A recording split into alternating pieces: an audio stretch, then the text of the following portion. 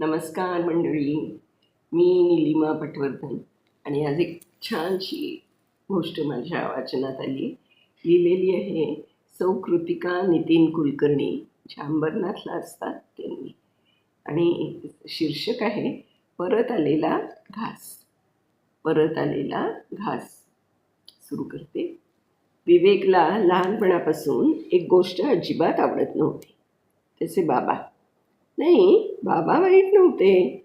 त्यांचा प्रत्येकाला जेवण करून जाण्याचा आग्रह, त्यांची ही एक सवय विवेकला खूप त्रासदायक वाटत असे. घरी कोणी आलं, ओळखीचं असो वा अनोळखी, बाबा एकच वाक्य म्हणायचे, अहो काहीतरी खाऊनच जा, असे जाऊ नका. आणि मग सुरू व्हायचा त्यांचा आग्रह, थांबा ना, पोळी भाजी आहे, चहा तरी घ्या, काहीतरी घ्या. विवेकला राग यायचा.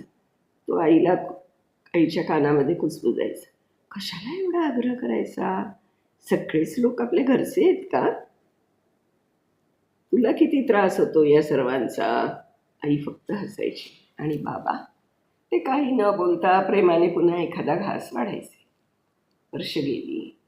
विवेक मोठा झाला, नोकरीसाठी बाहेर गेला आणि आयुष्याच्या धावपळीत बाबांची ती सवय हळूहळू त्याच्या आठवणीतून धुसर होत गेली. एकदा कामानिमित्त त्याला दूरच्या डोंगराळ भागात जावं लागलं. रस्ता लांब, आजूबाजूला काही नाही, मोबाईल नेटवर्क नाही, माणसांची चाहूल नाही. निघण्याच्या गडबडीत काही खाल्लं नव्हतं. सुरुवातीला वाटलं ठीक आहे, मिळेल पुढे काहीतरी. पण दुपार सरली, संध्याकाळ जवळ आली. आता मात्र पोटात आग धगधगू लागली. घसा कोरडा पडला होता. डोकं जड झालं होतं. विवेकने आसपास नजर टाकली. निर्मनुष्य, शांत, जणू काही जग इथेच संपलं होतं. त्या क्षणी त्याला बाबांचा आवाज आठवला, रिकाम्या पोटी जाऊ नका. विवेकच्या डोळ्यात पाणी आलं. तो हळूच म्हणाला, बाबा, आज समजते भूक काय असते ते.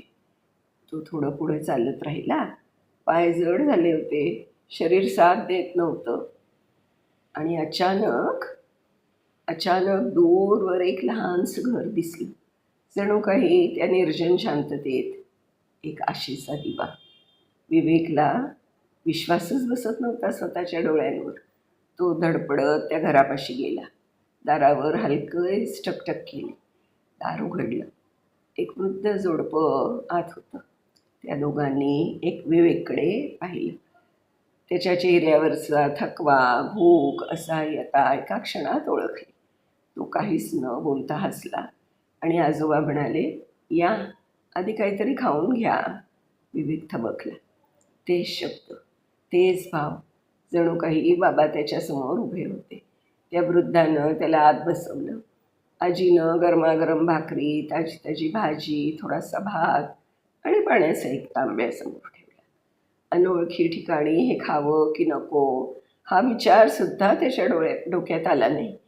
इतर वेळी बाहेर बिसलेरी पाणी पिणारा विवेक आज आनंदानं त्या ताटाकडे बघत होता. जणू पंचपक्वान्न त्यात भरली होती. विवेकच्या हातात थरथर होती. पहिला घास तोंडात टाकला आणि त्याच्या अंगावर शहारा आला. तो फक्त जेवत नव्हता, तो प्रत्येक घासात बाबांचं प्रेम चाखत होता. डोळ्यातून अश्रू ओघळत होते. जेवण झाल्यावर विवेकनं विचारलं, काका, इथे कोणी येत नाही तरी तुम्ही इतकं सगळं का करता? आजोबा हसले आणि शांतपणे म्हणाले, बाळा, कोणीही भुकेलं जाऊ नये, एवढंच. त्या क्षणी विवेकला सगळं समजलं. घरी परतल्यावर त्यांनी बाबांच्या फोटोकडे पाहिलं. त्याला भास झाला, बाबा नेहमीप्रमाणेच कोणाला तरी म्हणत होते, काहीतरी खाऊनच जा. आणि पहिल्यांदाच विवेकला या शब्दाचा अर्थ कळला. कारण आता त्याला कळत होतं, आयुष्य म्हणजे प्रतिध्वनी आहे. तुम्ही दिलेला प्रत्येक घास, प्रत्येक प्रेम, प्रत्येक भावना कधीतरी कुठेतरी तुमच्याकडे परत येतेच. कदाचित वेगळ्या रूपात, पण तितक्याच उबदारपणे. आणि त्या दिवशी विवेकच्या मनात एकच वाक्य घुमत होतं, मी जे इतरांना देतो तेच आपल्याला परत मिळत असतं. रिटर्न थिअरी म्हणजे असाच काहीसा प्रतिध्वनी. पण हा आवाजाचा नाही, आपल्या कृतींचा, विचारांचा आणि सर्वात महत्त्वाचं आपल्या भावनांचं. आपण एखाद्याला बहाल केलेला हसरा क्षण त्याच व्यक्तीकडून परत येणार नाही कदाचित, पण एखाद्या अनोळखी चेहऱ्यावर उमटलेल्या स्मितहास्यातून तो आपल्याला परत मिळेल. आपण कोणाला तरी दिलेली वेदनासुद्धा तशीच, ती जशीच्या तशी परत येईल असं नाही, पण एखाद्या नात्यात, एखाद्या प्रसंगात ती आपल्याला अनुभवायला लागेलच. हे ऐकताना थोडं भीतीदायक वाटतं, नाही का? पण खरं तर ही भीती नाही, तर एक जाणीव आहे, जबाबदारीची जाणीव. कारण रिटर्न थिअरी आपल्याला सांगते, तू जे काही करतेस ते फक्त त्या क्षणांपुरतं मर्यादित नाही. ते एक बीज आहे आणि त्या बीजाचं फळ तुला कधीतरी चाखावंच लागणार आहे. मग विचार करायला लावणारा प्रश्न असा उभा राहतो, आपण आपल्या आयुष्यात कोणती बीजं पेरतोय? रागाची, अहंकाराची, की प्रेमाची, समजुतीची आणि शांततेची? कारण पेरिले ते उगविले असं आपण म्हणतोच की. खरं सांगायचं तर आयुष्य म्हणजे एक विशाल शेत आहे.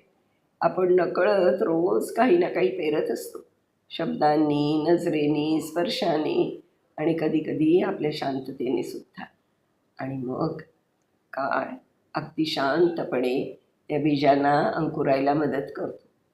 काही बीजं लगेच उगवतात, काही वर्षानुवर्ष मातीत दडून राहतात, पण ती नष्ट होत नाही. रिटर्न थिअरी इथेच आपलं खरं रूप दाखवते. अगदी पटतंय मला, अगदी मनापासून पटतंय. ताई खूप छान संदेश दिलाय. तर मला असं वाटतं कृतिकाताई की आपण ह्याच्यासाठीच आपले आईवडील, आपले पूर्वज नेहमी सांगायचे की सतत चांगला विचार करा, चांगलं वागा, चांगलं बोला. खूप खूप धन्यवाद कृतिकाताई. पुन्हा अशाच एका छानशा गोष्टीसह किंवा लेखासह आपण पुन्हा भेटणार आहोत. तोपर्यंत मी निलिमा पटवर्धन आपली रजा घेते. धन्यवाद.